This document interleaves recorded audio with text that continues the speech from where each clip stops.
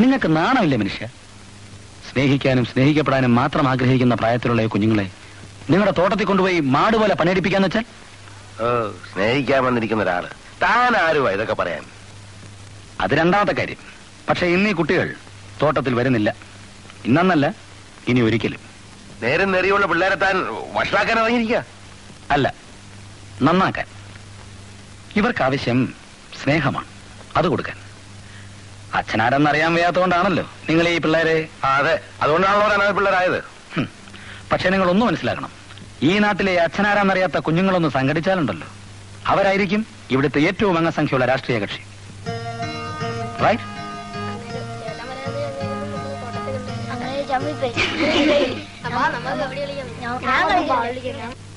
നിങ്ങളിങ്ങനെ ഒന്നും പറയാറുണ്ടല്ലോ. എങ്ങനെ എവിടെയോ തലയന്മാരില്ലാത്ത ഒരുത്തം വന്ന് നാട്ടിലെ ക്രമസമാധാനം തിരക്കാന്ന് വെച്ചാ? നിങ്ങൾ ബഹളം വെക്കാതെ ഭാർഗവൻ പിള്ളേ, ഒന്ന് ഇരിക്കേ.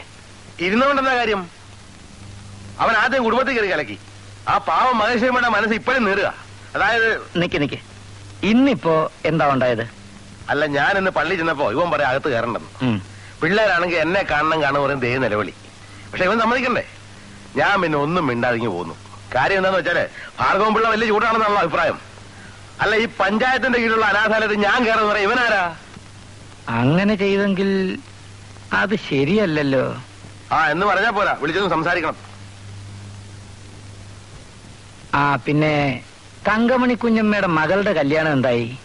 ഇനി അടുത്ത അതാ 7-ാം തീയതി വെച്ചിരിക്ക. അവർക്കും അവനെ കണ്ടെടുത്താ കണ്ടൂടാ. എന്നോട് പ്രത്യേകം പറഞ്ഞിരിക്കുക കല്യാണത്തിന് അവനെ സഹകരിപ്പിക്കരുതെന്ന്. അവിടെ എങ്ങാനും അവൻ വരും, ആൾക്കാർ കൈവെക്കും. സമാധാനമായിട്ടിരിക്കെ, നമുക്കെല്ലാം ശരിയാക്കാം.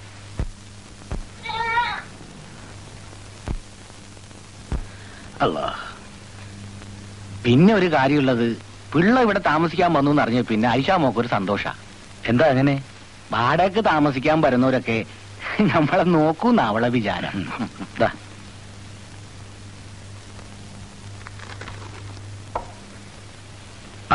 Good morning member sir. വരവ് വെച്ചിരിക്കുന്നു. ഈ വരുന്ന 7-ാം തീയതിയാണ് നമ്മുടെ തങ്കമണി കുഞ്ഞമ്മയുടെ മോളും ബാങ്ക് മാനേജർ ഓമനക്കുട്ടനായിട്ടുള്ള കല്യാണം. കരക്കാരെ വിളിക്കാൻ എന്നെ ചോലപ്പെടുത്തിരിക്കുക. അതെയോ? മൊയ്തീൻ കാക്ക അങ്ങ് വരണം. ഒരു ചായ കുടിച്ചിട്ട് പോവാ. അയ്യോ വേണ്ട, നേരമില്ല. ഒരു തവണ കണ്ട് മുഖപരിചയമുള്ള എല്ലാരെയും വിളിക്കാനാ എന്നോട് പറഞ്ഞിരിക്കുന്നത്. പക്ഷെ ഇയാളെ ഞാൻ വിളിക്കുന്നില്ല.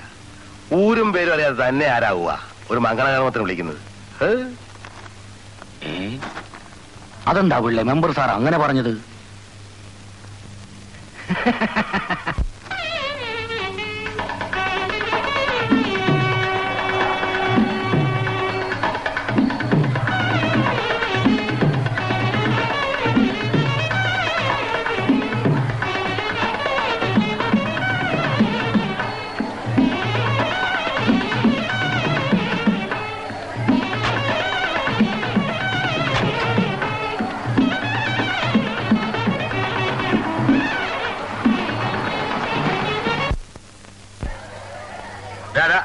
അനാഥ പിള്ളേരെ അപ്പുറത്ത് തരണം. അവരോട് വിളിക്ക്, കഴിച്ചിട്ട് പോട്ടെ. വിളിക്ക്.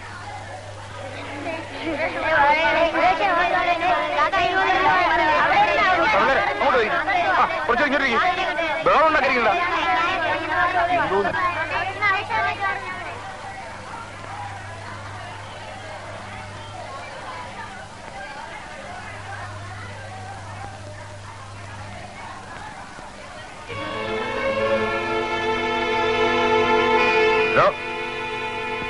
തന്നെ ആരാ വിളിച്ചത്?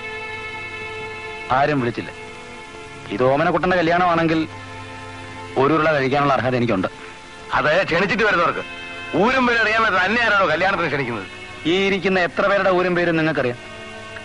അപ്പൊ ഇത് ഊരും പേരും അറിയാത്ത ആൾക്കാർക്ക് ഉണ്ണാനുള്ള പന്തിയാണ്. ചുമ്മാ വായടിക്കുക സാമ്പാർ വഴി. അല്ലപ്പാ ഇനി വന്നേ, ഇയാളെ പിടിച്ച് പുറത്തേക്ക് എഴുതാക്കടോ. ഇങ്ങോട്ട് എഴുതാ.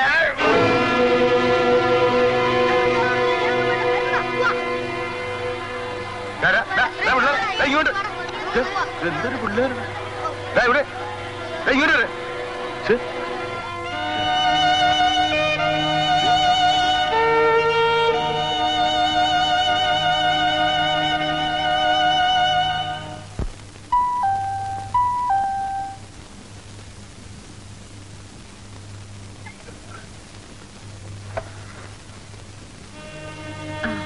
വരൂ.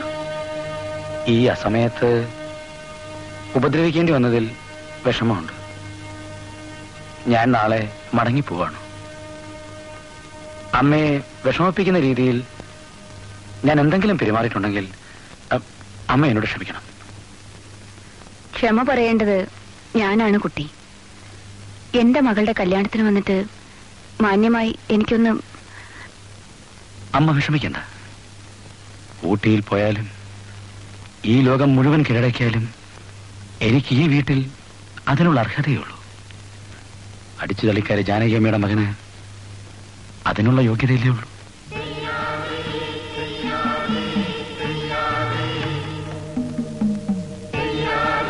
പ്രഭാകര, എന്തോ?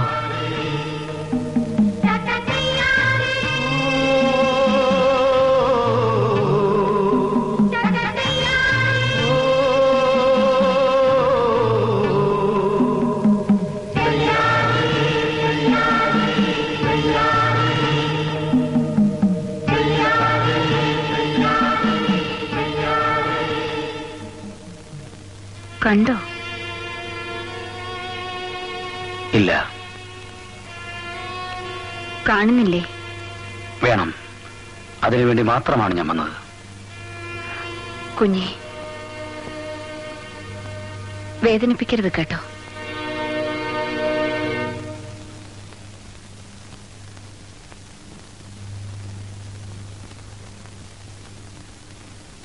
ജീവിതത്തിൽ ഒരിക്കൽ പോലും കാണണമെന്നോ ഞാൻ ആഗ്രഹിച്ചിരുന്നതല്ല.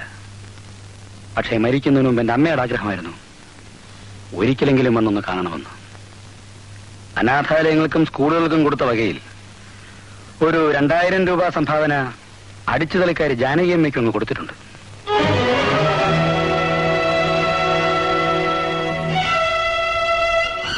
എന്നെ പ്രസവിച്ചതിന് എന്റെ അമ്മയ്ക്ക് കിട്ടിയ സംഭാവന. പക്ഷേ അതിന് പരസ്യമൊന്നും കിട്ടിയിട്ടില്ല. അങ്ങയുടെ പ്രശസ്തിയുടെ മുന്നിൽ എന്റെ അമ്മ ഒരവകാശവാദവും ഉന്നയിച്ചിട്ടില്ല.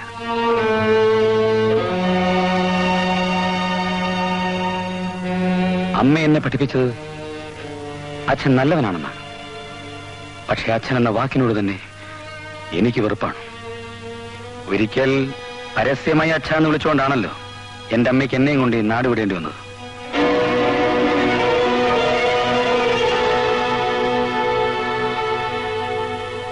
ഞാൻ ഇറങ്ങുന്നു.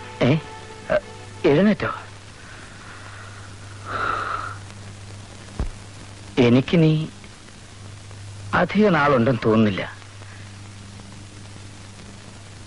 മോനെ, നിനക്കിനി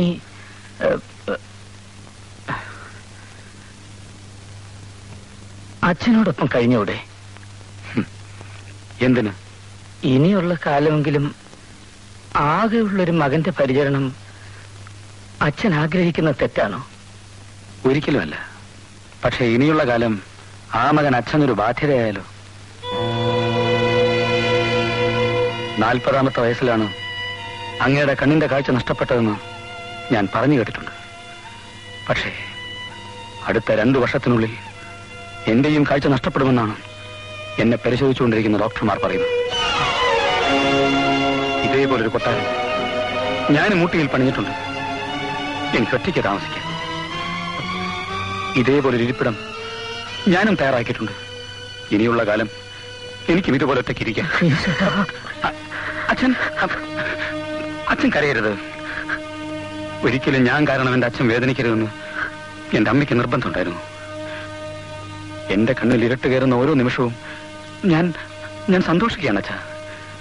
എന്റെ അച്ഛൻ ആരാണെന്ന് ചോദിച്ചാൽ എനിക്ക് പറയാനുള്ള ഏക തെളിവ് അത് മാത്രമല്ലേ ഉള്ളൂ.